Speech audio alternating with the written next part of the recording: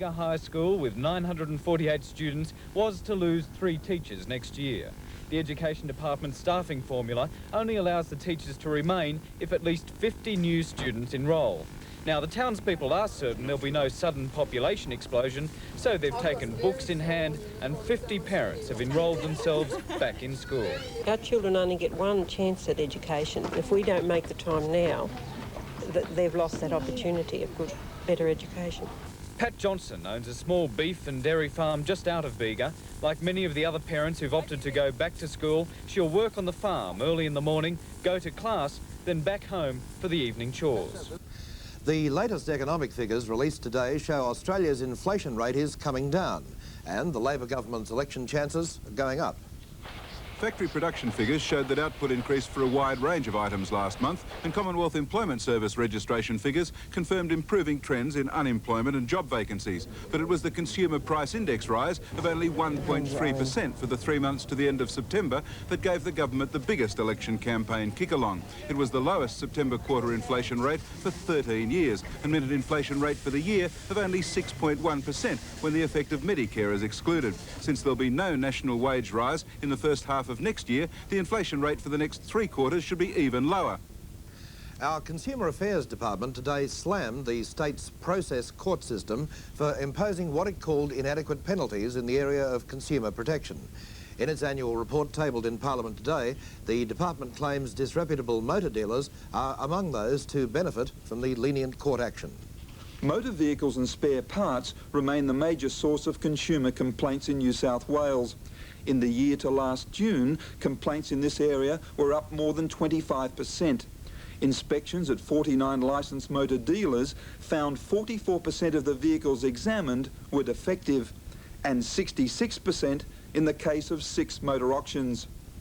The report says the government is being forced into seeking injunctions rather than prosecutions because fines are much less than the profits being made. Because of the time delays and because of the very low level of fines and penalties imposed by the courts at the present time, there is no real deterrence to corporate crime. Still to come in Nightcast, Taronga Zoo's newest babies make their debut.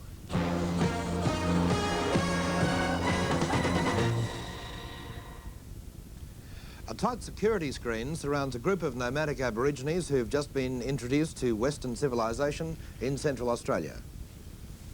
Media from all over Australia has been flooding into Alice Springs since news of the discovery was released. Up until now, authorities have been tight-lipped about the situation, but today that changed. The situation is that they're with their own people, with Pintupi people.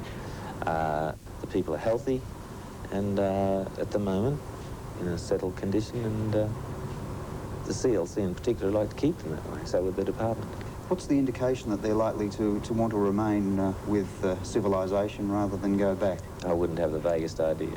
Eric Wilmont introduced us to the man who actually transported the 9 Aborigines to a remote settlement on the Northern Territory Western Australian border. Ray Maguire is a departmental officer and a Pintupi member as well, but because of tribal reasons, he declined to be interviewed. 4 new members of Taronga Zoo's community made their public debut today. The pixie-like bug-eyed lemur babies stayed close to their mothers while cameras and faces pushed forwards for a look. This is Lawrence, Taronga's resident male ringtail lemur, who found his perfect match in not 1, but 3 female lemurs, who arrived last year from Tokyo. After a getting-to-know-you period, Lawrence and his new bride settled down to a life of domestic bliss, which resulted in the arrival of 4 ring-tailed lemur babies this spring. So today, the happy parents relaxed in their cage with a few choice pieces of fruit, while the kids clung to their backs to meet selected members of the media and the public. Zoo officials are delighted to have the young lemurs, as they are becoming endangered due to habitat destruction on their island home of Madagascar.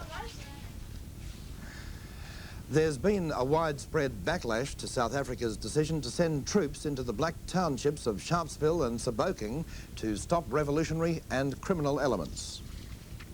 Only when the withdrawal of the South African troops got underway did it become apparent just how formidable the security presence had been inside the townships. Military convoys of this size are normally seen up on South Africa's northern borders in the war against SWAPO, but rarely in an internal security operation.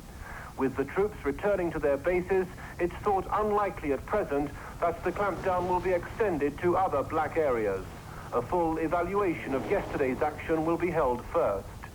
Sebokeng and the other nearby black townships were left to resume their normal life after what was, in effect, an attempt to neutralize all sources of unrest, both political and criminal. The mafia in New York has finally been smashed wide open, and American crime fighters are claiming a landmark success. The FBI paraded its prisoners in handcuffs. The top leadership of the Colombo organized crime family, a union leader, a Colombo captain, and the acting boss of the family, Jerry Langella, all charged in a sweeping racketeering case, one that involves extortion, loan sharking, bribery, heroin deals, the numbers racket, and union corruption. At the Staten Island Marina, the FBI set up an undercover sting operation on a yacht and secretly tape-recorded meetings with mob members. The indictment said the Colombo family controlled the concrete workers union and used that to extort payoffs from at least 10 home construction companies. Sport, and Perth is to hold the largest sailing regatta ever staged in Australia in January of next year. There'll be no fewer than 320 competitors from more than 20 countries contesting the World Windsurfer titles in Perth. In the last World Championship, Australians won 3 of the 4 weight divisions, something which confirms Australia's dominance in this rapidly expanding sport. Today, 2 of those world title holders, Greg Hyde and Bobby Wilmot, entertained everyone off Sydney's Shelley Beach and showed the talent that has made them the world's best. Both are confident of defending their titles and believe Australia can win all 4 weight divisions this time. Last year's Melbourne Cup winner, Kiwi, looks as though he'll be fit to run again this year.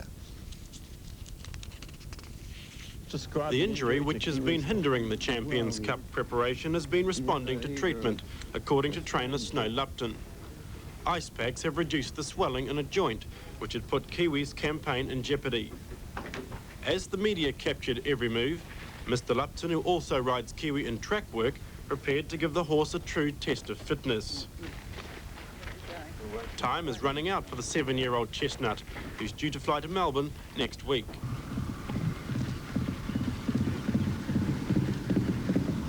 Kiwi ran the last 600 metres in just over 38 seconds, a respectable time for a stayer. No further swelling has been found, but a decision on whether Kiwi will run in the Cup isn't likely until the weekend. He'll have a final fitness trial at Awapuni on Saturday, when he'll make an exhibition gallop with another Melbourne Cup contender, Rose and Thistle. He's a good-looking boy. And tomorrow's weather, cool to mild, brief sunny periods, but showers still persisting. The temperature range for the city, 14 to 22. And that's all for now. Ron Wilson will be here with the first news at 7 in the morning. For now, Dal Miles, good night.